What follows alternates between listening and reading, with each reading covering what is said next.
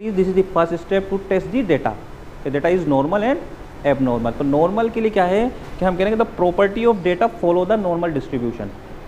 जैसे हमने कल एग्जाम्पल दिया था कि आपके घर पे कोई सर्वे करने आया और वो पूछता है कि मतलब आपके घर पे कितने लोग हैं, तो आप कहते हैं कि फॉर एग्जांपल हम 5 लोग हैं, मैं अकेला हूँ और मेरे 4 मेरे बेटे हैं।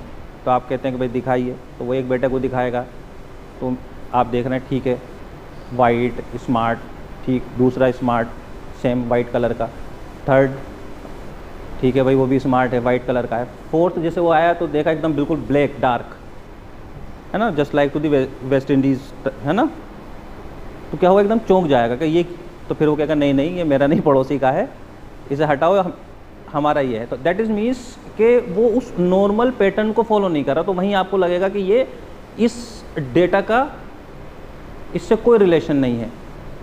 जैसे हम कह रहे थे कि आप जनरली अगर आप कोई लड़की देखने जा रहे हैं तो आपकी क्या प्रेडिक्शन होगी उसकी एज से रिलेटेड कि एटलीस्ट 18+, और अगर आपकी एज है 25 तो होगा कि 23 या 24 के मोस्ट प्रोबेबली चांसेस आपके साथ है ना, यही एज होगी। तो कोई अगर आपको कोई लड़की इसी एज की आप देखने जा रहे हैं, कहीं 23 24, तो नॉर्मली आप देख रहे हैं कोई इशू नहीं है। कहीं आपको कोई 40 ईयर्स की लड़की दिखाए और आपकी एज है 25, तो क्या होगा, आप एकदम चौंक जाएंगे, बोले ये क्या भाई, क्यों? क्योंकि जो एक आप जो प्रिडिक्ट कर रहे हैं नॉर्मल डिस्ट्रीब्यूशन, वो उस डिस्ट्रीब्यूशन से थोड़ा सा, उस जो एवरेज मीन है उससे वो काफ़ी डेविएटेड है। तो इसलिए हम इसको कहते हैं नॉर्मल टी ऑफ डेटा। हमारा जो डेटा हो वो मीन के जितना करीब होगा उतना अच्छा होगा। यहाँ तक तो कोई प्रॉब्लम है नहीं। इम्पोर्टेंट थिंग है ये कि ये जो है नॉर्मल कर्व जिसको हम कहते हैं bell shape curve, normal probability curve, ये आता कहाँ से? ठीक, एक इम्पॉर्टेंट चीज़ और इसको में समझने की है, ये जो पूरा एरिया है बेल शेप कर्व का, इसको हम मानते हैं 1, यानी टोटल एक 1 प्रॉपर्टी एक 1 है। ठीक, इसमें तो कोई परेशानी नहीं है। यहां पर मीन, मीडियन और मोड ये सब जो हैं सेंटर में होंगे। दूसरी इंपॉर्टेंट चीज़, यहाँ तक तो कोई प्रॉब्लम नहीं। नेक्स्ट आगे चलते हैं, तो ये जो हमारा सेंटर होगा ये होगा 0। इधर से लेफ्ट चलेंगे तो -1,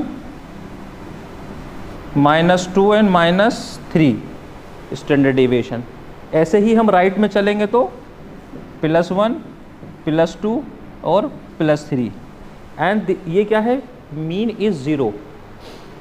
हम क्या करते हैं, डिस्पर्शन जो होता है, जो हमारा डेटा ये इसमें ये डेटा की वैल्यू इसके अंदर फिट होगी, यही होगा ना। तो मीन को हम कह रहे हैं सेंटर में है, जितना डेटा मीन से शिफ्ट होगा वो उतना स्टैंडर्ड डेविएटेड होगा। ठीक, तो हम क्या कह रहे हैं, मीन से वेरी करेगा, क्लोज टू दी मीन उतना अच्छा होगा, और जितना स्प्रेड होगा वो उतना डाटा जो है नॉर्मलिटी के जो प्रिंसिपल से उससे दूर होता चला जाएगा। तो जितना दूर होगा तो वो क्या होगा, मीन से डेविएट करेगा। तो यहाँ मीन की वैल्यू होती है 0। अभी MCQ जस्ट पढ़ेंगे तब आपको समझ में आएगा। प्लस स्टैंडर्ड डेविएशन को आप इसमें समझेंगे, वो भी होगा 1, और इस पूरा जो एरिया है इसकी वैल्यू भी हम 1 करेंगे। अगर हम आगे देखेंगे यहाँ पे हम 0.05 से लेकर, अगर यहाँ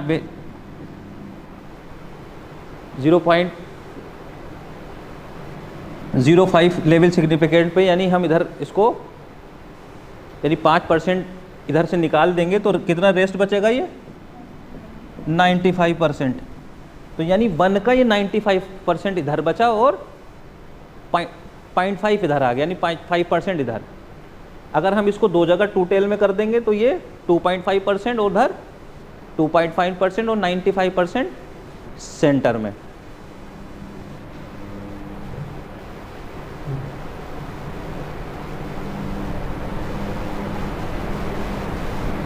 स्क्यूडनेस को क्या कह रहे थे हम, जब ये बेल शेप कर्व है तो इसमें कोर्टोसिस और स्क्यूडनेस होगी। तो स्क्यूडनेस क्या है कि skewness is the measure of how a symmetrical distribution is compare to the bell curve. यानी जो बेल शेप कर्व है तो वो तो नॉर्मल है, और एसिमेट्रिकल मतलब कि वो नॉर्मली डिस्ट्रीब्यूटेड नहीं है। जैसे हम पीछे वाली स्लाइड पे देख रहे थे कि इसमें क्या है 50% फ्रॉम राइट 50% लेफ्ट, यही है ना। अगर इधर 60% हो जाए और इधर 40 तो क्या होगा, ये एसिमेट्रिकल कर्व हो जाएगा, है ना, सिमेट्री नहीं रहेगी। अगर सिमेट्री हो जाएगी तो वो उसको हम क्या कहेंगे, उसमें स्क्यूडनेस आ जाएगी, है ना। पॉजिटिव स्क्यूड यानी कि हमारे लेफ्ट साइड में वो स्क्यूड हो जाएगा, या निगेटिव स्क्यूड दूसरी साइड में वो स्क्यूड हो जाएगा। सिंपल कि अगर 50-50% है तो नॉर्मल, और अगर कहीं 60 हो गया कहीं 40 हो गया तो क्या होगा, वो एसिमेट्रिकल कर्व हो जाएगा, यानी वो बेल शेप कर्व नहीं रहेगा। जिसे हम देख रहे हैं कि नॉर्मल कर्व क्या है, नो स्क्यूड।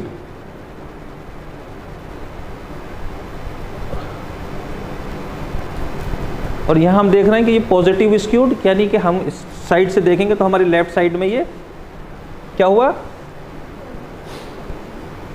इसकी वैल्यू जो है ज़्यादा कितनी, जो 50% से ज़्यादा वैल्यू उधर चली गई और इधर कम वैल्यू आ गई। इधर क्या हुआ, ये नो स्क्यूड यानी mean median mode in centre में है, और इसके मीन मीडियन मोड स्क्यूड होने की वजह से वेरी डिफरेंट पोजीशन पे चले गए। अगर इधर 60 हो जाए तो ये इधर भाग गया, और इधर इस वाले मान लीजिए, है ना, और एक साइड में आ गया 40%, यानी एक साइड सेंटर से इधर चली गई। तो जब एक तरफ ज़्यादा डेटा होगा तो वो इधर आप देख रहे हो ये पॉजिटिव स्क्यूड हो गया। अब डेटा इधर आ गया, ये कैसा हो गया, निगेटिव स्क्यूड। अब इसको दूसरी तरह से समझने के लिए मैं आपको बताता हूँ कि फॉर एग्जाम्पल कि जितने भी हमने एज ग्रुप लिए, हमने डेटा लिया वेट का, वज़न कैलकुलेट किया हमने हाई स्कूल बॉयज़ का, जिसका हम पिछली बार भी डिस्कस कर रहे थे, और उनका नॉर्मल वेट है 53, ठीक। और ये सबसे ज़्यादा जो है 53 kg वाले लोग, फ्रीक्वेंसी यहाँ आ गई, कोई इशू नहीं है। मान लीजिए 20 लोग थे तो 8 यहाँ आ गए, बाकी कितने बचे, 12 बचे। तो 12 में से 6 इधर होने चाहिए और 6 इसके आगे होने चाहिए। अब क्या होगा, इस कंडीशन में क्या हुआ कि ये 8 इधर थे और 8 में 10 इधर आ गए, यानी सब 53 से कम वाले होंगे, यानी इससे 53 से कम वाले होंगे सारे डेटा। मान लीजिए 52 kg, 51 kg, 49 kg, 47 kg, तो ये इनका नंबर ज़्यादा हुआ तो वो इस साइड में स्क्यू, देख रहे हैं आप, पॉजिटिव स्क्यूड हो गया, और 50 के ऊपर वाले जो हैं वो कम रह गए। यही हो ना, तो ये इधर स्क्यूड हो गया। अगर दूसरी कंडीशन में यही डाटा है, यहाँ 8 लोग यहाँ हैं, और अगर इस साइड में जो है मान लिए 10 इस साइड में आ जाए, 2 इस साइड में आ जाए, तो डेटा जो है हमारा नेगेटिव स्क्यूड हो जाएगा। तो ये डिपेंड करता है कि नंबर ऑफ जो हमारे सब्जेक्ट्स हैं, जो हमारी इंफॉर्मेशंस हैं, तो वो हमारा का सेंटर में क्या होगा, फ्रीक्वेंसी ज़्यादा होगी, और 50% इधर 50% इधर। अगर वो 40% इधर हो गए, मान लीजिए हम डेटा ले रहे हैं तो 53 kg के तो हमें 10 सब्जेक्ट मिले, हाई फ्रीक्वेंसी चली गई, बाकी 10 सब्जेक्ट जो हैं वो 53 से कम के ही हैं, बाकी सब्जेक्ट 53 से कम के हैं, तो जाहिर सी बात है 53 मीन रहेगा ही नहीं, वो नीचे चला जाएगा। भाई अगर आप 50-50 करोगे तो 50 एवरेज हो जाएगा, अगर 60 करेंगे तो दूसरा 40 होगा, नीचे जब जाएंगे तो एवरेज 50 पे आ जाएगा। तो इस वजह से डेटा के नंबर्स के हिसाब से ये स्क्यूड हो जाता। अगर जब ये स्क्यूड होगा तो इसमें एक इम्पॉर्टेंट चीज़ हम बात करते हैं कि ये वाली सिचुएशन होगी तो हमेशा हम अपना राइट से हमारा क्या होगा, यहाँ पे 0, यही हम कह रहे थे। लेफ्ट साइड में हमारे क्या होंगे, माइनस वाले नंबर, -1 और -2 और -3, +1 +2 और +3, यही है ना। तो इस साइड में प्लस का मतलब ये वाला बड़ा होगा, राइट प्लस वाली साइड में जो भी नंबर आएगा वो हम ग्रेटर होगा as compare to the others. तो जब हम देखेंगे पॉजिटिव स्क्यूड तो इधर चला गया, तो हम हमेशा मीन मीडियन मोड, यही याद रखेंगे, मीन मीडियन मोड, और इसको हमने जहाँ से हम देख रहे हैं नीचे से टेल बन रही है, उधर से लिखना शुरू कर दिया। तो मीन, मीडियन, मोड। तो मीन क्या हुआ? सबसे बड़ा, जो पॉजिटिव की तरफ है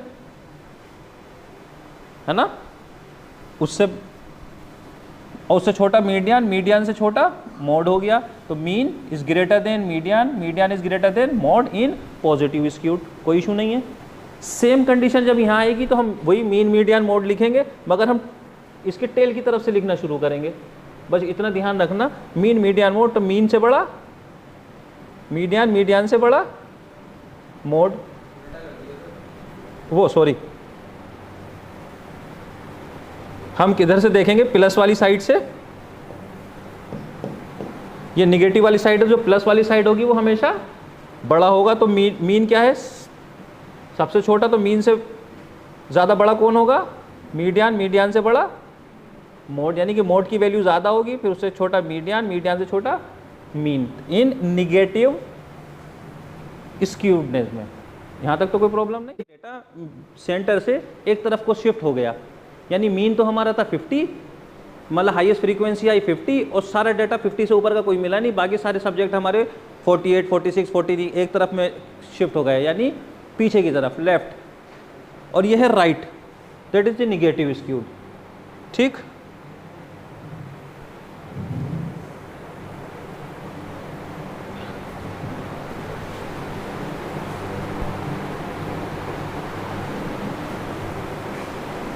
स्क्यूडनेस के बाद था कोर्टोसिस। तो वो क्या था? ये क्या कह रहा है इसका? Measure of tailedness of distribution. ये क्या होगा इसका? ये तीन तरह के हैं, नॉर्मल, और ये उससे कम है। इसकी देख रहे हैं आप, ये कम हाइट है, इसके स्प्रेड ज़्यादा हो गया, और इसमें हाइट ज़्यादा हो गई। तो लेप्टोकॉर्टिक्स, मेसोकॉर्टिक्स और प्लेटोकॉर्टिक्स, ये तीनों आपको याद रखने हैं कि मीजो मीन्स नॉर्मल, और ये हाई, इसको कह रहे हैं कि it's curve having the higher peak. Leptokurtics में, प्लेटिकॉर्टिक्स में कह रहे हैं curve having the lower peak. ठीक, और मेसोकॉर्टिक्स में कि इसकी curve having the normal peak, यानी कि नॉर्मल डिस्ट्रीब्यूशन। नॉर्मल डिस्ट्रीब्यूशन होगा तो उसमें मेसोकॉर्टिक, हम उसको कहीं कहीं ऐसा दें कि नॉर्मल कर्व की जगह उसका नाम भी दे सकते हैं। तो आपको थोड़ा सा इस चीज़ का ध्यान रखना पड़ेगा। बोलो।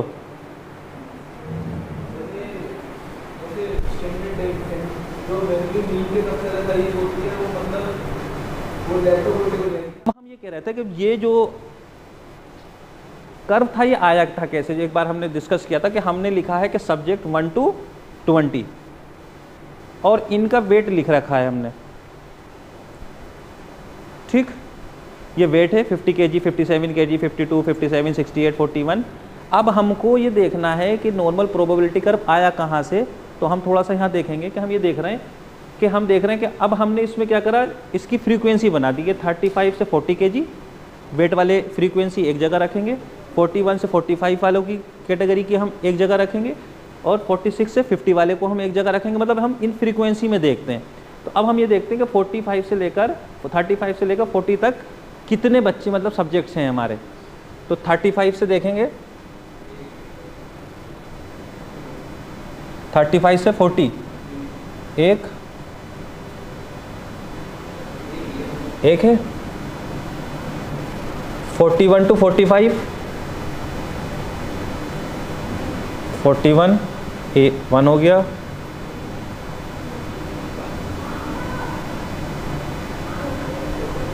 43 2 हो गया,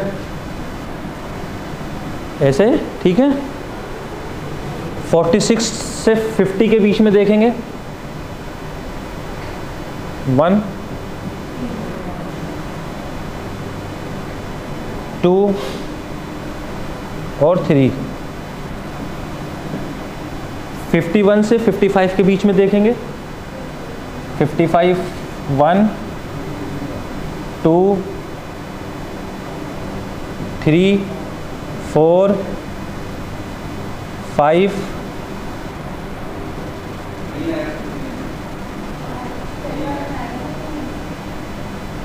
50 यहाँ रह गया एक,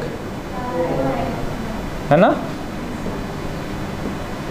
अब ये कितने हो गए, 51 से 55 के बीच में, 1 2 3 4 5, कितने 5 है,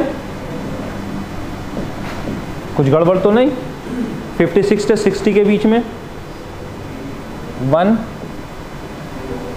2 3 4 5,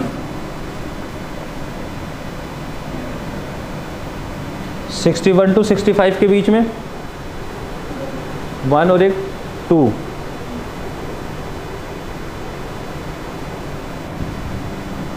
66 to 70 कोई है,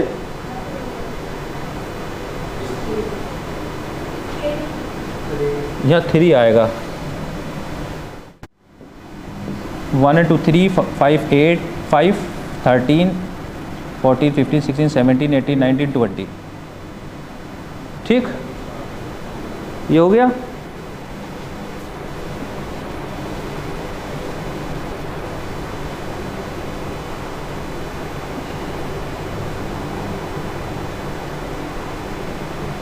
अब हम ये देख रहे थे कि 35 से 40 के बीच में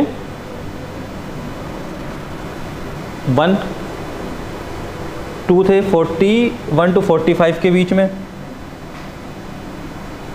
इसमें 4 थे, 45 to 50 के बीच में 4, फिर 5 5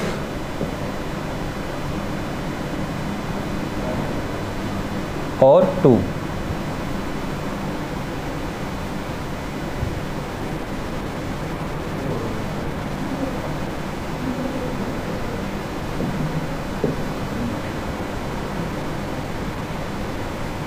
ठीक। अब हम इसको, ये इस तरह से हमारा क्या बन जाएगा, प्रोबेबिलिटी कर्व। अब ये नॉर्मल है या नहीं है, फिर हम इसको टेस्ट करते हैं, ठीक। यहाँ से आप देखिए कि 10 सब्जेक्ट्स हैं और हर एज ग्रुप में मान लिए 2 2 हमारे 2 सब्जेक्ट इधर हैं, 2 इधर 2 इधर 2 इधर, तो क्या हुआ, एक स्ट्रेट लाइन बन गई। तो इससे ये हुआ कि हम कोई कंक्लूजन पे नहीं पहुंचेंगे कि मेजॉरिटी किस एज ग्रुप की है ना, सब बराबर है। अगर हम इसको नंबर 20 करते तो यहाँ देखिए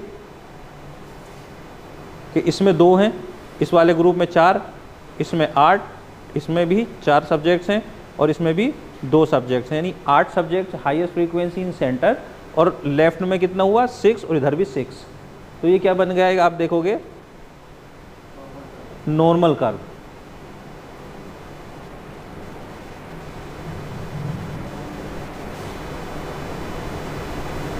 ये बन गया नॉर्मल कर्व। इससे क्या होता है कि हम देखते हैं कि जो हम डेटा ले रहे हैं, जो हमारा मीन है, तो उससे थोड़ा जो आगे के सब्जेक्ट्स हैं वो भी बराबर हों और पीछे के भी बराबर हों, जो उसकी सेंटर हो वो। इसलिए हम डेटा की जो हमारी इन्फॉर्मेशन आएगी, रिजल्ट आएंगे, तो हम उसकी को जनरलाइज कर सकते हैं, ठीक। अब सेकंड इंपॉर्टेंट थिंग हम जो इसमें देख रहे थे वो यही कि यहाँ पे क्या है, मीन है। तो मीन हमेशा हम इसको क्या मानेंगे, 0, है ना। और ये पूरा जो कर्व है इसको हम मानेंगे 1, ठीक। 1 में हम कह रहे हैं कि 1 स्टैंडर्ड डिविएशन, यानी -1 से लेकर +1 तक की बात करेंगे तो 68% जो टोटल हमारा डेटा है वो इस ग्रुप में आ जाना चाहिए, यानी कि डेटा सब इसके अंदर होगा, इससे बाहर नहीं होगा। और 95% हम ले रहे, तो हमारा यहाँ से लेकर और ये पूरा जो है इतना एरिया जो है उसके अंदर अगर हमारे डेटा की एंट्रीज आ रही हैं तो हम कहेंगे कि हमारा डेटा की जो एंट्री है वो 95% एरिया में आ रही है। अब हम इसको दूसरी तरह से समझते हैं। जब हम डेटा को, हाइपोथेसिस को टेस्ट करने जाएंगे तो हमारा हाइपोथेसिस हम किस में टेस्ट करते हैं, नॉर्मल प्रोबेबिलिटी कर्व हम जैसे हमारा बना हुआ है, ठीक। 95% हमारा एरिया ये आ गया और ये 5% हमारा एरिया है, ये वाला। अगर ये 2 टेल है तो 5% को क्या करेंगे हम, डिवाइडेड बाई 2, यानी कि ये हो कितना हो गया 2.5% और ये 2.5% इस साइड में हो गया, तो कितना हो गया 5%, और सेंटर में यहाँ से यहाँ तक 95%। यहाँ तक तो बात समझ में आ गई। हम जब भी टेस्ट करते हैं क्या कहते हैं, नल हाइपोथेसिस। नल हाइपोथेसिस अगर हमारी एक्सेप्ट होती है तो हम क्या कहते हैं कि देयर इज नो चेंज, है ना, जैसे पहला था वैसी बात। तो नल हाइपोथेसिस एक्सेप्ट होगी तो इसका मतलब ये वाला जो रीजन है 95% वाला, इसको कहेंगे हम एक्सेप्टेंट रीजन। अगर इस रीजन के, इस एरिया के अंदर में हमारी जो वैल्यूज़ आएंगी जब हम अभी कैलकुलेट करेंगे तो हम क्या कहेंगे कि हमारी null hypothesis is accepted in 95% के बीच में। और अगर हमारी वैल्यू 95% से बाहर आ रही है तो इसको क्या कह रहे हैं हम, रिजेक्शन रीजन। ठीक, इसको हम ये भी कह सकते हैं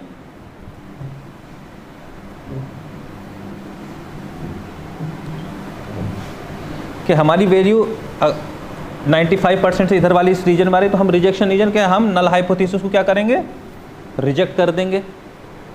और अगर इस वैल्यू इसमें दोनों में नहीं आ रही तो अगर इस एक आ रही है तो हम कहेंगे नो सिग्निफिकेंट डिफरेंसेस, यानी कि नल हाइपोथेसिस इज एक्सेप्टेड। ठीक, ये रीजन कहलाता है एक्सेप्टेंस और ये रिजेक्शन रीजन। किस लिए, in relation to the null hypothesis. Alternative के लिए जाएंगे तो वो क्या होगा, फिर रिवर्स हो जाएगा। यहाँ तक तो कोई प्रॉब्लम नहीं है।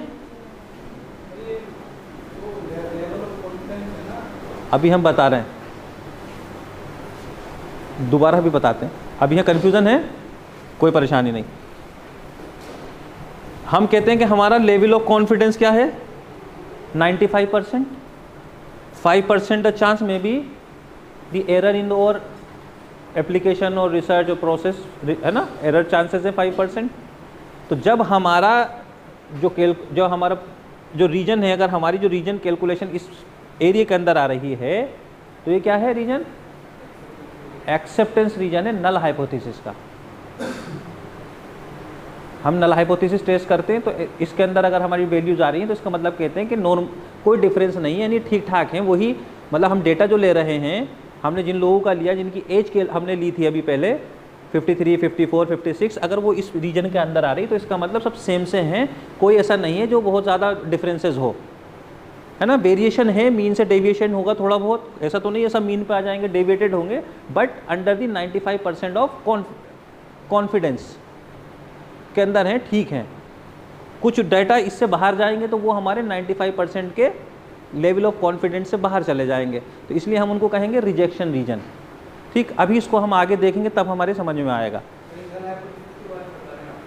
हम ये बता रहे हैं हमेशा हम टेस्ट क्या करेंगे, नल हाइपोथेसिस। जब भी रिजेक्शन और एक्सेप्टेंस की बात होगी इन द रिसर्च तो हम नल हाइपोथेसिस की बात कहेंगे। यहाँ लिखा हुआ है रिजेक्शन रीजन। अगर आप अल्टरनेटिव हाइपोथेसिस की बात करेंगे तो ये उल्टा हो जाएगा, यहाँ वो रिजेक्ट थोड़ी होगी, अल्टरनेटिव हाइपोथेसिस यहाँ एक्सेप्ट हो जाएगी। तो जब नल हाइपोथेसिस की ही हमेशा हम बात करेंगे, जब भी आपके पास इस तरह का कोई चार्ट आए पेपर में और लिखा हो ये एक्सेप्टेंस रीजन है और ये रिजेक्शन रीजन है, तो आप मान के चलिए ये नल हाइपोथेसिस का एक्सेप्टेंस है और नल हाइपोथेसिस यहाँ पे रिजेक्ट हो रही है। ठीक,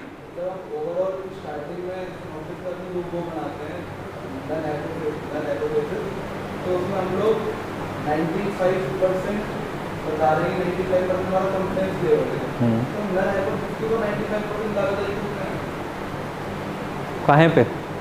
हाँ बताओ। नल इवन आप कह रहे हैं कि null hypothesis acceptance area, null hypothesis का एक्सेप्टेंस एरिया, तो हम लोग अपनी सिनॉप्सिस में 5 नल हाइपोथेसिस को 95% कॉन्फिडेंट होकर हम लोग के लिए एक्सेप्ट की होगी नल हाइपोथेसिस। एक्सेप्ट नहीं, हमारा बीइंग एज ए रिसर्चर हम चाहते हैं कि हम कोई अगर डिपेंड करता है कि हम किस तरह की स्टडी कर रहे हैं। अगर हम कोई एक्सपेरिमेंट कर रहे हैं, कंपैरिजन देख रहे हैं, तो हम चाहते हैं कि उसमें डिफरेंस आए, तो हम उसको कोशिश करेंगे कि हमारी नल हाइपोथेसिस रिजेक्ट हो बीइंग एज ए रिसर्चर। मगर जब हम नॉर्मलिटी ऑफ डेटा की बात कर रहे हैं, हमने डेटा लिया, आपने डेटा कलेक्ट किया, तो आप क्या कहोगे कि मुझे कॉन्फिडेंट है, मेरा 95% मेरा डेटा सही है। है ना, तब हम बात करेंगे कि इस एरिया के 95% रीजन के अंदर आपके डेटा की वैल्यूज़ आ रही हों। आप कहोगे मेरा डेटा लेकर आया हूँ, I am confident about only 50%, तो इसका मतलब कि आपका data is 50% is right and may be the chance of error is 50%। तो जब आप उससे कैलकुलेट करेंगे, रिजल्ट कैलकुलेट करेंगे और उसकी एप्लीकेबिलिटी करेंगे, तो वो क्या होगा, 50% चांस ऑफ एप्लीकेबिलिटी रह जाएगी, है ना। तो इसीलिए कॉन्फिडेंस ये डिपेंड करता है कि आप कौन सी हाइपोथेसिस लेके चल रहे हैं और नेचर ऑफ स्टडी क्या है। कभी हम नॉर्मलिटी टेस्ट कर रहे हैं तो हमारा इस रीजन के अंदर आ जाना चाहिए, है ना। तो हम कहेंगे कि हम कॉन्फिडेंट है रिलेटेड टू दी और डेटा और इन्फॉर्मेशन। अगर हम बात कर रहे हैं कोई ट्रेनिंग प्रोग्राम हम बना रहे हैं, उसका इफेक्ट देखना चाहते हैं, तो बीइंग ए रिसर्चर हमारी रिस्पॉन्सिबिलिटी ये है कि हमारा ट्रेनिंग प्रोग्राम अच्छा हो और उसके इफेक्ट आएँ, तो फिर हम कहेंगे कि रिजेक्ट होनी चाहिए नल हाइपोथेसिस। तो हमारा क्या होगा, अल्टरनेटिव हाइपोथेसिस एक्सेप्टेड होगा, तो जिससे कि हम रिलेशनशिप को इस्टेब्लिश कर सकते हैं कि प्री एंड पोस्ट में डिफरेंसेस है।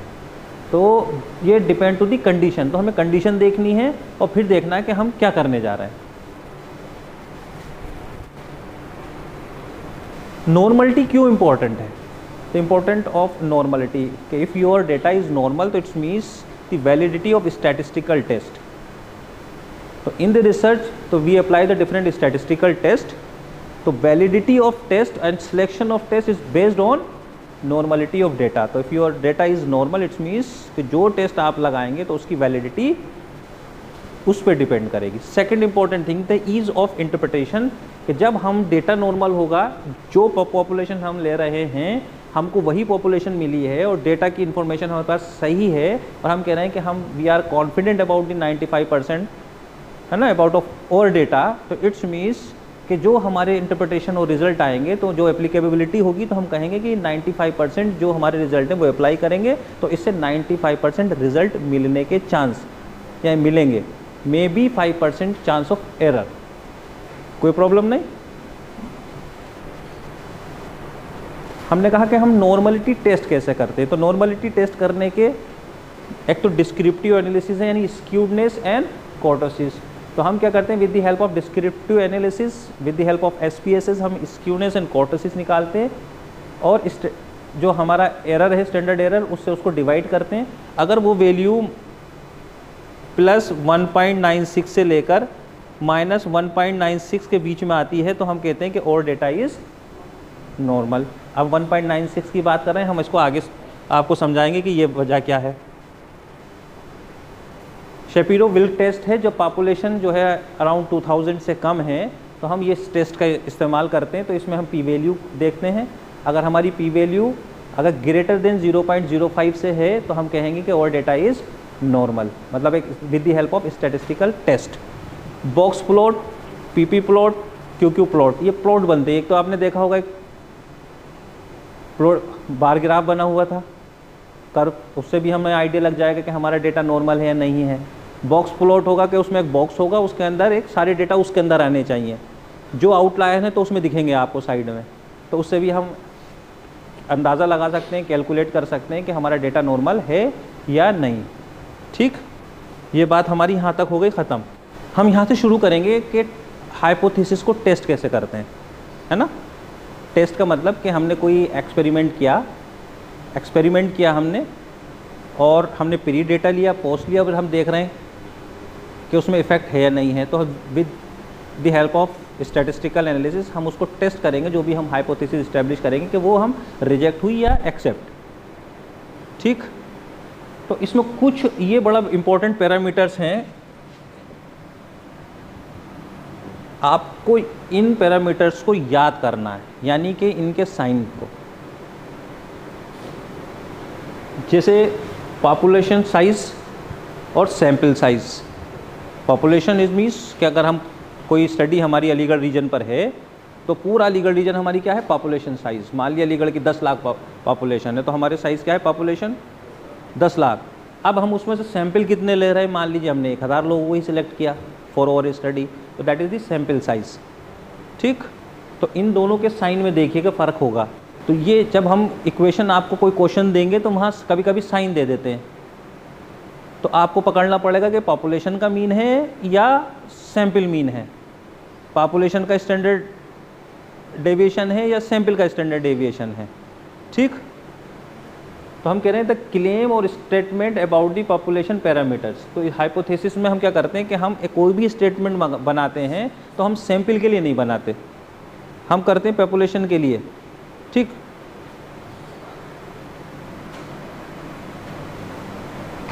ये हमारी पूरी पॉपुलेशन और उसमें से हम कुछ सैंपल लेते हैं जो ट्रू रिप्रेजेंटेटिव हों हमारी पॉपुलेशन के, और जो भी हम इससे रिज़ल्ट हमारे निकल कर आएंगे तो वो उसकी कैपेबिलिटी क्या हो, पूरी पॉपुलेशन पे। यानी कोई हम मेडिसिन बना रहे हैं और मेडिसिन किस लिए है कि पूरे इंडियन पॉपुलेशन पे, तो इंडियन पॉपुलेशन में से हम कुछ लोग सैंपल लेंगे और उन सैंपल पे वो स्टडी होगी और उससे जो रिज़ल्ट होंगे तो वो हम पूरी पॉपुलेशन पे वो एप्लीकेबिलिटी होगी। ठीक, तो जिसको कहते हैं कि sample means true representative of population लेना चाहते हैं। ठीक, यहाँ तक तो कोई प्रॉब्लम नहीं है। अब हम यहाँ से हाइपोथेसिस टेस्टिंग का छोटा सा एक हमने क्वेश्चन फ्रेम किया, उस क्वेश्चन को हमने एनालाइज किया है और उसमें दो चीज़ें और हम पढ़ेंगे कि हम टू टेल और वन टेल हाइपोथेसिस कैसे फ्रेम करते हैं, उसके पीछे क्या रीज़न है। ठीक, कि हम कह रहे हैं कि average weight of all school student is 53 kg। इसका क्या मतलब हुआ, पहला तो ये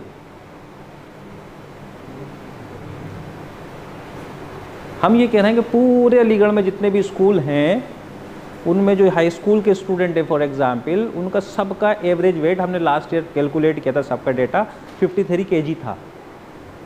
ठीक, अब हम आगे बढ़ेंगे। जब हम हाइपोथेसिस को फ्रेम करेंगे तो हमारी कौन सी हाइपोथेसिस सबसे पहले होगी। बीइंग एज ए रिसर्चर हम ये कह रहे हैं कि भाई पिछली बार 53 थी, अगर आपकी प्रिडिक्शन हो कि लास्ट ईयर पूरे हाई स्कूल के जितने स्टूडेंट थे उनका हमने वेट किया था वो 53 kg एवरेज था सबका, इस बार भी वही होगा, तो हम कहेंगे हो सकता है इस बार चेंज हो गया हो। तो ये क्या है, हमारी एज ए रिसर्चर प्रिडिक्शन है कि इस बार 53 नहीं होगा, कुछ ये तो कम हुआ होगा, कुछ बढ़ा होगा, यही बात है ना। तो हमने क्या करा, हमने अल्टरनेटिव हाइपोथेसिस फ्रेम की पहले कि अल्टरनेटिव हाइपोथेसिस कह रही है कि mean of the population not equal to the 53, या तो ज़्यादा भी हो सकता है कम भी हो सकता है, हमें नहीं पता। तो ऑटोमेटिकली अल्टरनेटिव हाइपोथेसिस फ्रेम हो जाएगी जस्ट अपोजिट। वो क्या कहेगा, हाइपोथेसिस का मीन इक्वल टू दी 53। यहाँ तक तो कोई इशू की बात नहीं है, सब समझ गए कि हम कह रहे हैं कि इस बार 53 नहीं होगा, तो ये रिसर्चर पर हाइपोथेसिस हो गई और अल्टरनेटिव इसकी अपोजिट हमने कर दी। ये सिचुएशन यहाँ पे तो हो गई फिनिश। सेकंड इंपॉर्टेंट थिंग, अब हम इधर आएंगे दूसरी साइड में। जब नल हाइपोथेसिस हम वो अल्टरनेटिव हाइपोथेसिस हम कहेंगे कि the mean of the hypothesised जो है वो नॉट इक्वल टू दी 53, तो अब कह रहे हैं कि मीन ऑफ द हाइपोथेसाइज, पहला हमारा ऑब्जेक्शन होगा लेस देन ऑफ 53, यानी 53 से कम होगा। एक हमारा प्रिडिक्शन एक ये हुआ अल्टरनेटिव हाइपोथेसिस में। अगर हम कह रहे हैं 53 नहीं होगा तो कितना होगा, कह रहे हैं एक तो ये हो गया कि ये तो कम होगा, और दूसरे में कह रहे हैं कि अल्टरनेटिव हाइपोथेसिस में mean of the hypothesised is greater than 53, यानी कि ये बड़ा हो, यहाँ कह रहे हैं यहाँ पे कम कह रहे हैं। तो ये दो फ्रेम हो गए हाइपोथेसिस, यहाँ तक तो कोई इशू नहीं है।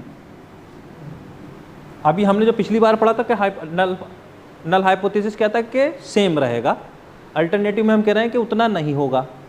अब कितना होगा, तो अब कह रहे हैं कि मीन हाइपोथेसाइज क्या होगा, हाइपोथेसाइज मीन्स या तो 53 से कम होगा एक कंडीशन, और दूसरी कंडीशन या तो ज़्यादा होगा। ठीक, तो कम होगा तो ये लेफ्ट साइड में आ जाएगा लेफ्ट टेल्ड, और ज़्यादा होगा तो राइट साइड में राइट टेल्ड हो जाएगा, है ना। तो इसमें तो कोई परेशानी नहीं कि भाई हाइपोथेसिस हम कह रहे हैं कि 53 नहीं होगा, हमने सिर्फ किया तो हमें अब ये नहीं पता कि हम किधर होगा, बस हमारा एक ही स्टेटमेंट है कि अब 53 नहीं होगा। तो ये क्या बन गया हमारा टू टेल्ड, ना हमें इधर की बात कर रहे हैं हम, ना इधर की बात कर रहे हैं, तो टू टेल्ड हो गया। अब हम यहाँ जाएंगे तो ये एक स्टेटमेंट हो गया कि 53 से कम होगा, इसका मतलब ये लेफ्ट टेल्ड हो गया, वन टेल डायरेक्शन हो गया। अगर सिर्फ हम इस स्टेटमेंट को लेके चलेंगे तो अल्टरनेटिव स्टेटमेंट का सिर्फ एक ही वाला स्टेटमेंट लेंगे तो ये होगा भाई 53 से कम एक डायरेक्शन हो गया वन टेल, या हम कहेंगे 53 से ज़्यादा, दूसरा डायरेक्शन हो गया, है ना, वन टेल। दोनों एक साथ तो नहीं आ रहा है, एक ही लेंगे प्रिडिक्शन में हम, यही हो गया ना। अब इसको हम जस्ट अपोजिट कर दें, ये वाली चीज़ जो आ रही है नल हाइपोथेसिस के लिए, ये ज़रूर देख लीजिएगा। यहाँ तक तो हम पहले भी कह चुके हैं कि भाई 53 नहीं होगा तो 53 से ज़्यादा होगा या कम होगा। अब जब हम कह रहे हैं, ये वाला स्टेटमेंट हमने पढ़ा कि अल्टरनेटिव हाइपोथेसिस ये कह रही है कि mean of the hypothesis is less than 53, यानी 53 नहीं है, लेस देन 53। तो अल्टरनेटिव वो उसका रिवर्स क्या होगा, नल हाइपोथेसिस। वो कह रहा है या तो 53 होगा या इससे ज़्यादा होगा। साइन देख रहे हैं? इसको अगर अपोजिट करेंगे, ये कह रहे हैं कि हाइपोथेसिस मीन जो है छोटा है 53 से, है ना। Hypothesised means less than 53। यहाँ कहेंगे कि हाइपोथेसाइज मीन्स या तो 53 होगा या ग्रेटर देन 53 होगा। बात वही हो गई ना, वो कह रहे हैं 53 से पीछे के वाले तो अल्टरनेटिव में आ गए, यानी 52.9 तक वो कह रहे हैं कि ये होगा। और जब इसको उल्टा करेंगे हम तो कहेंगे कि नहीं, 53 और इतना भी हो सकता है और उससे ज़्यादा भी हो सकता है। तो ये बन गई हमारी कौन सी, वो नल हाइपोथेसिस, और ये भी वन टेल है, 53 से ऊपर की बात कर रहे हैं। क्योंकि हमने पिछली बार ये जो साइन है आप पहली बार देख रहे हैं हमारी क्लासेस में, किसमें, नल हाइपोथेसिस के साथ। ऐसे ही यहाँ कह रहे हैं कि हाइपोथेसिस, अल्टरनेटिव हाइपोथेसिस क्या कह रहे हैं, mean of the hypothesised mean is greater than 53, यानी कि 53 से ज़्यादा है, यानी 53.1 के बाद आगे चलेंगे। तो नल हाइपोथेसिस क्या कह रही है कि 53 से नीचे वाले हम हमारे पास हो जाएंगे। उल्टा हो जाएगा ना, इसमें यही तो कह रहे हैं कि हाइपोथेसाइज मीन क्या होगा, 53 से ज़्यादा है, यानी कि ये 53.1 से ये वैल्यू है, ये वाली। अब इसके पास जाएंगे तो ये क्या कह रहा है कि 53 वो हाइपोथेसाइज मीन ज़्यादा है 53 से, तो वो कह रहे हैं कि हाइपोथेसाइज मीन कितना हो जाएगा, ये वाला मीन 53.1 के बाद ऊपर चलेगा। यहाँ कहेंगे 53 और से नीचे जो है जितने भी होंगे हाइपोथेसाइज मीन, यानी 52, 51, तो वो नल हाइपोथेसिस। यानी नल हाइपोथेसिस यहाँ कह रही है कि मीन ऑफ द हाइपोथेसाइज या तो 53 होगा या उससे कम। यहाँ पे कह रहे हैं कि नल हाइपोथेसिस में कि हाइपोथेसाइज मीन्स या तो 53 होगा या उससे ज़्यादा। तो ये क्या हुआ, इसकी अलग अलग हाइपोथेसिस बन गई। यहाँ तक तो कोई प्रॉब्लम नहीं ना इसको लिखने में। इसमें मुझे लग रहा है कन्फ्यूज़न थोड़ा सा हो सकता। हाँ बोलो।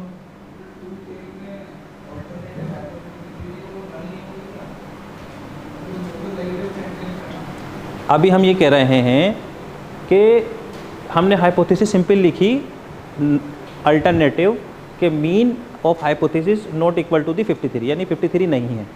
तो हमने कहा कि हमारे पास दो स्टेटमेंट आएंगे, या तो फिर कम होगी 53 से या 53 से ज़्यादा।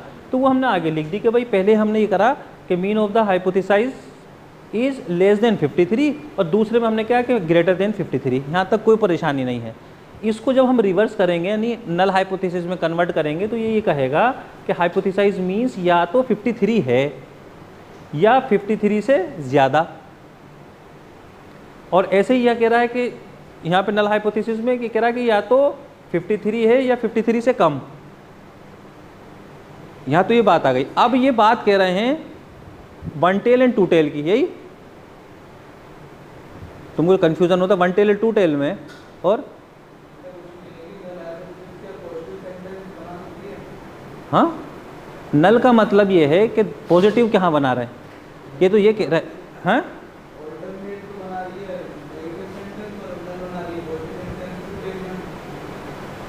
टू टेल में ये कह रही है नल हाइपोथेसिस, ये कह रही है या तो हमारी जो पॉपुलेशन है 53, हम कह रहे थे लास्ट ईयर 53 के बेस्ड था एवरेज। अब हम कह रहे हैं कि इस बार 50, हमारी प्रिडिक्शन क्या होगी कि भाई अगर इस बार भी 53 होगा, हम कह रहे हैं कि नहीं होगा, ज़्यादा भी हो सकता है, कम भी हो सकता है। अगर है ना, और अगर हम ये मान लें कि 53 ही होगा, यानी जैसा पहले था वैसा ही है, कोई चेंज नहीं आया, तो हमारी वो नल हाइपोथेसिस कह रही है।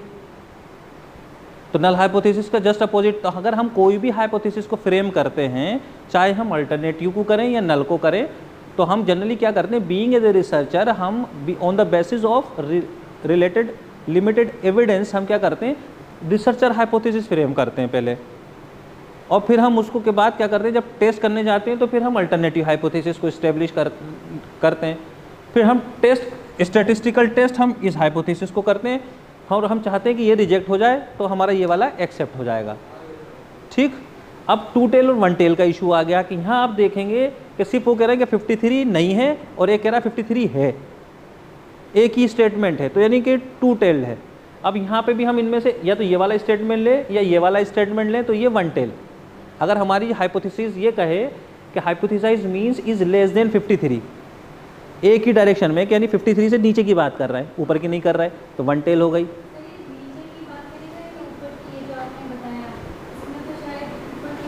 कहाँ है मैं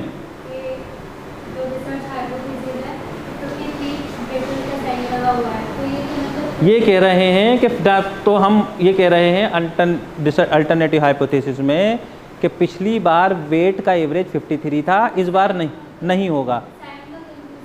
कौन सा ये वाला, ये अबे जिसकी तरफ मुंह खुला हुआ होगा वो बड़ा है। अरे मैं क्या कह रहा हूँ, अबे 53 बड़ा होगा, जिसकी तरफ मुंह खुला होगा वो बड़ा है, और तो वो बड़ा हो गया तो ऑटोमेटिकली ये छोटा कहेंगे हम इसको। तो हम ये कहेंगे कि अल्टरनेटिव हाइपोथेसिस में कि hypothesised mean is less than 53।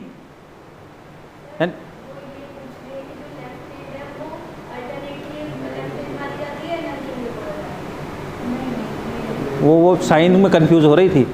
तो ये कह रहे हैं कि लेफ्ट टेल्ड, ठीक, मतलब लेफ्ट टेल्ड मतलब 53 से नीचे की बात कर रहे हैं हम, तो वो लेफ्ट हो गई। 53 से ऊपर की बात करेंगे, जैसे हम कहेंगे वेट 52 है हमारी हिसाब से 51 होगा, तो लेफ्ट टेल, और राइट टेल मतलब 54, 55, 56। हाँ भाई, समझ में आया कोई? तो ये टू टेल हाइपोथेसिस और वन टेल हाइपोथेसिस भी आपको समझने, इसी इक्वेशन से आप समझ सकते हैं कि हम कैसे इसको डिफाइन करेंगे। यहाँ कोई स्टेटमेंट आपको नहीं दिख रहा होगा कि इधर या इधर, ना राइट ना लेफ्ट, है ना, राइट टेल ना लेफ्ट टेल, तो हम कहेंगे ये टू टेल। इधर डायरेक्ट आपको स्टेटमेंट दे रहा है, अगर आप कोई सी भी हाइपोथेसिस लेंगे, ये हाइपोथेसिस लेंगे, तो ये क्या है, 53 से नीचे की बात कर रहा है, यानी 52, 51, 53 इतना होगा, ऊपर की नहीं कर रहा, तो यानी एक डायरेक्शन में नीचे की, यानी लेफ्ट टेल। ये वाला स्टेटमेंट अगर आप लेंगे तो ये ऊपर की तरफ बात कर रहा है, तो ये राइट टेल हो गया। ठीक,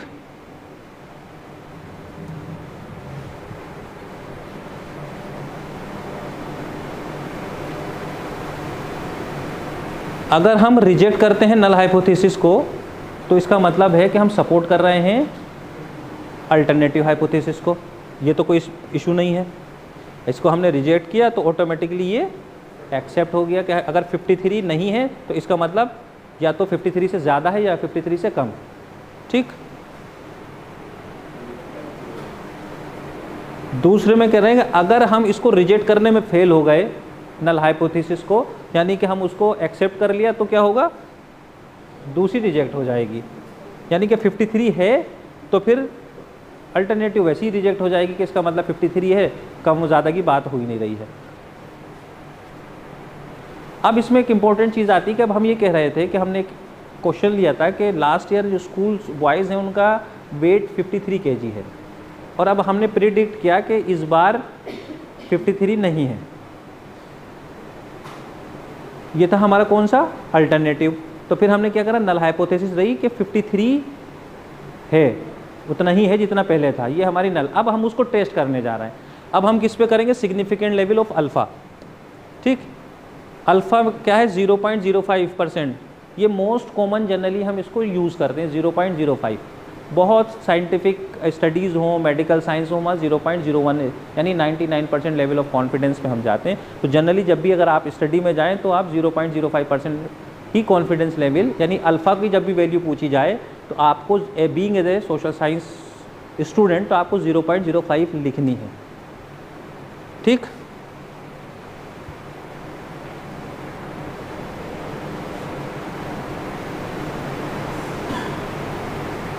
ये कह रहे हैं specify size of the rejection null hypothesis. जहाँ रीजन ऑफ रिजेक्शन आ रहा है यहाँ कहीं अल्टरनेटिव नई नल हाइपोथेसिस नहीं लिखा है, आप मान के चलेंगे बात नल हाइपोथेसिस की हो रही है। अब थोड़ा सा यहाँ पे आ जाए, टोटल हाइपोथेसिस ये कौन सी है? टोटल, कोई परेशानी नहीं। अल्फा क्या होगा टोटल में? हाफ इधर आ जाएगा और हाफ इधर, तो ये क्या होगा? रिजेक्शन ऑफ नल हाइपोथेसिस, और ये डू नॉट रिजेक्ट यानी कि एक्सेप्शन ऑफ जो होगा, सिग्निफिकेंस जो भी होगा नल हाइपोथेसिस। ठीक, कोई प्रॉब्लम नहीं। अभी हम इस पे जाएंगे, वन टेल यानी क्या नहीं, लेफ्ट टेल्ड है ना। तो क्या होगा कि यहाँ पे सिर्फ अल्फा ही रहेगा।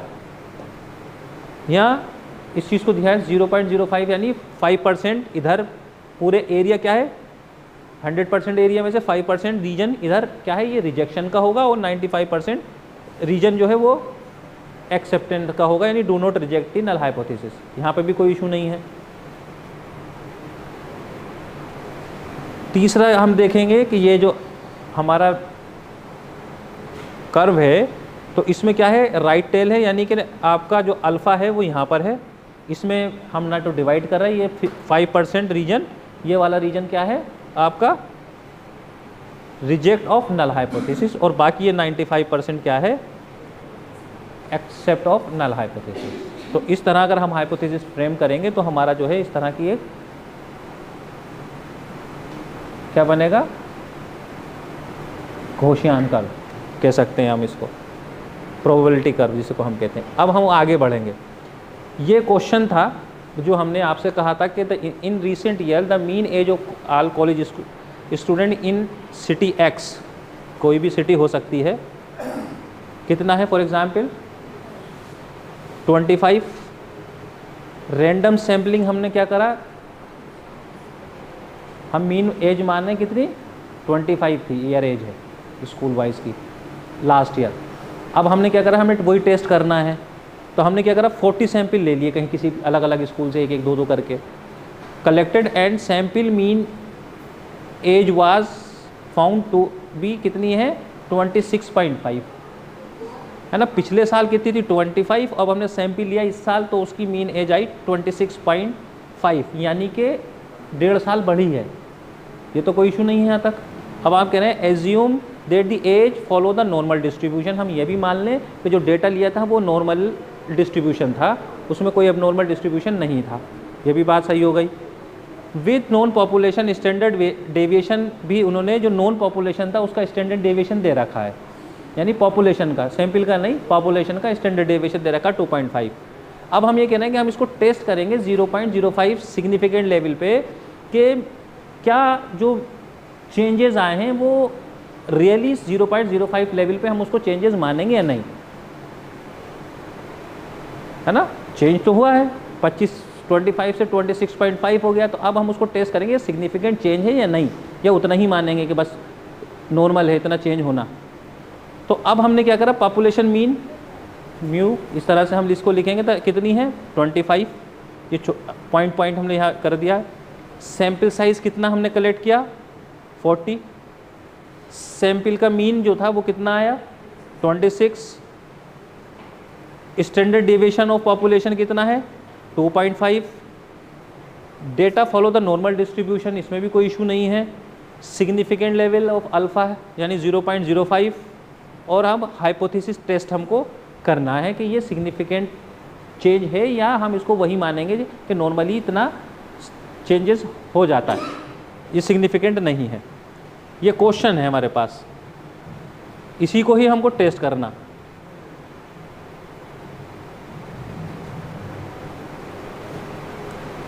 इसमें समझ में आ गया।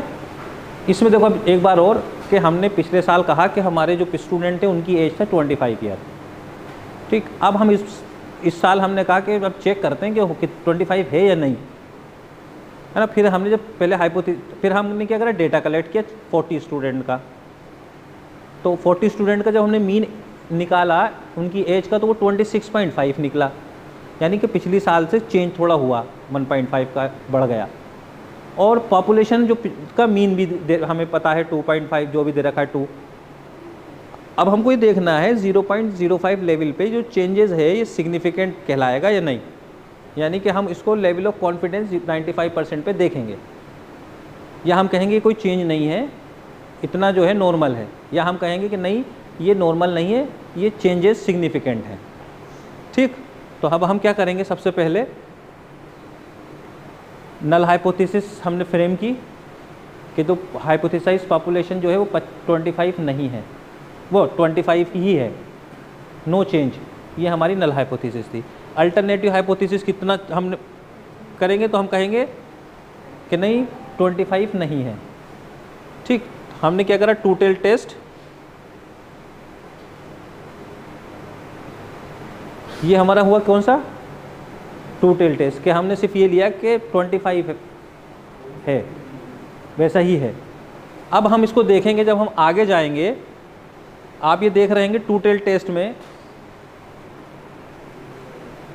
ये 95% एरिया आपका यहाँ पर है। ये 1-2 स्लाइड ही है, जल्दी ख़त्म हो जाएगा। और ये 5% एरिया था अल्फ़ा, है ना। अब हमने क्या करा, ये इसको अल्फ़ा बाई टू टेल है तो डिवाइडेड बाई 2, यहाँ पे भी अल्फ़ा डिवाइडेड बाई 2, तो ये 0.025 इस साइड में चला गया और 0.025 इधर आ गया, यानी दोनों को हम प्लस करेंगे तो 5 और 95% एरिया ये, तो 100% एरिया हो जाएगा। अब हम जेड स्कोर की टेबल में हम ये देखेंगे कि अभी हम ये देख रहे हैं कि ये वैल्यू आती कहाँ पर है, 0.025, ये आपको बुक्स वगैरह में मिल जाएगी जेड स्कोर की वैल्यूज़। अभी हम ये समझ रहे हैं, अभी ये ऑलरेडी इस्टेब्लिश्ड है, इन चीज़ों को आप देखेंगे। इसको हम देखेंगे क्या है, इनको प्लस करिए, 1.9 प्लस हो जाएगा 1.9 माइनस 1.9, ये 1.96 और प्लस 1.96, ये वाला रीजन, कि अगर अंदर हमारे डेटा आता है तो नल हाइपोथेसिस क्या होगी, एक्सेप्टेड। अगर हमारी कैलकुलेशन वैल्यू 1.96 से ज़्यादा आती है तो हमारी नल हाइपोथेसिस क्या होगी, रिजेक्ट। तो ये वाला रिजेक्शन रीजन है, ये हमारा नल हाइपोथेसिस नॉट रिजेक्ट। ये यहाँ तक तो कोई प्रॉब्लम नहीं। अब हम दूसरी टेबल पे देखते हैं,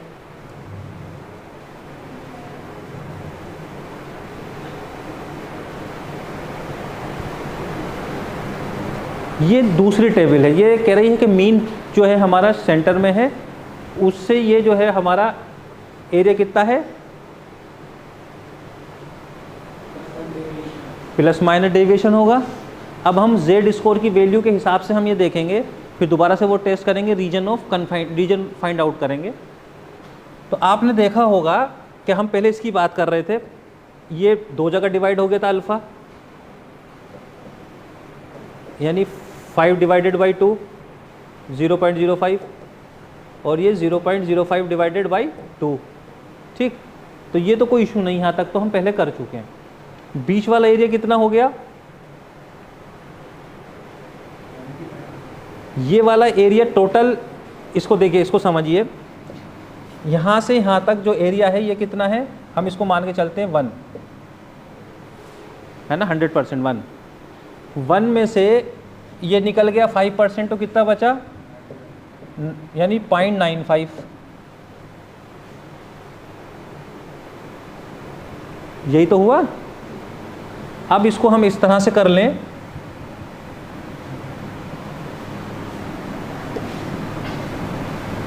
ये 1 है तो बीच में से हम इसको ब्रेक करेंगे तो इधर कितना होगा, 0.5 और 0.5 इधर 1 हो जाएगा, 50% इधर 50% इधर। इन 5.5 में से 0.25 ये वाला रिजेक्शन वाला रीजन हटा दो, कितना बचा, 0.475 ये वाला रीजन बचा। ऐसे ही इस वाले 0.025 ये रिजेक्शन वाला रीजन था, और इससे आप 0.5 से ये माइनस कर दें, 0.5 में से माइनस कर दें 0.025, तो ये कितना बचेगा 0.475। ये क्या है, मिरर इमेज होती हमेशा नॉर्मल प्रोबेबिलिटी कर्व में, हाफ जैसा होगा उस साइड भी हाफ होगा, तो ये माइनस से लेके प्लस तक ये वैल्यू है। ठीक, अब हमारा जो बीच वाला रीजन कितना है 0, ये वैल्यू 0.475। अब इसमें देखो कहाँ पर है, ये जी स्कोर की टेबल में ये यही है, इसको देखें 1.96 माइनस और ये 1.96 प्लस, वही चीज़ जो हमने पहले की थी। अब हमने देखा था कि जेड स्कोर हमने ऑन द बेसिस ऑफ हमने रिजेक्शन रीजन पे देखा था 0.05 लेवल पे, अब हम देख रहे हैं मीन डेविएशन से। ठीक, दोनों में ये आ रहा है कि अगर हमारी जो वैल्यू आएगी 1.96 प्लस माइनस के बीच में रहेगी, इट्स मीन्स, और जो नल हाइपोथेसिस है वो क्या है, एक्सेप्ट। ठीक, अब हम ये थोड़ा सा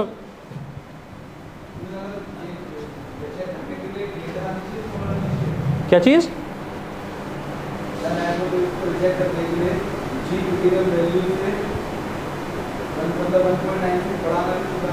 बड़ा, हम कह रहे हैं माइनस 1.96 से नीचे भी जाएगा ना माइनस में, तब भी नल हाइपोथेसिस होगी क्या ना, रिजेक्ट। और 1 प्लस 1.96 से मतलब दो वैल्यू आ गई 2, तो क्या होगा नल हाइपोथेसिस रिजेक्ट। हाँ ठीक, अब तीसरी चीज़ जो आपने बुक में देखी होगी वो ये वन टेल टेस्ट में आपने बुक में देखी होगी, कैलकुलेटेड और टेबुलेटेड वैल्यूज़ वगैरह जो स्टैटिस्टिक्स की बुक्स में आप लेंगे, तो जब जेड टेस्ट ये जी टेस्ट हम इस्तेमाल करते हैं तो more than the population is 30, है ना। तो अब हम ये देखेंगे, अब तो हम ये डिग्री ऑफ फ्रीडम है, तो डिग्री ऑफ फ्रीडम अगर 29 से ज़्यादा होगी तो हम इस लाइन पे जाएंगे। ठीक, और 0.05 हो या 0.025 यानी वन टेल या टू टेल में अगर हम बात करेंगे, समझ में आ रहा है। वन टेल का मतलब यही तो होगा ना, 0.25 हम ब्रेक कर देते हैं तो हमारी वैल्यू भी 1.96 आ रही है प्लस माइनस। अगर इसके बीच में है तो हमारा क्या होगा, डेटा जो भी है नल हाइपोथेसिस हमारी एक्सेप्ट हो जाएगी। ठीक, यहाँ तक तो ये बात समझाने की थी कि 1.96 की क्या अहमियत है। अब हमने जो हाइपोथेसिस फ्रेम की थी, अब हम उसको पे चलते हैं कि इसको हम कैसे रिजेक्ट करेंगे या एक्सेप्ट।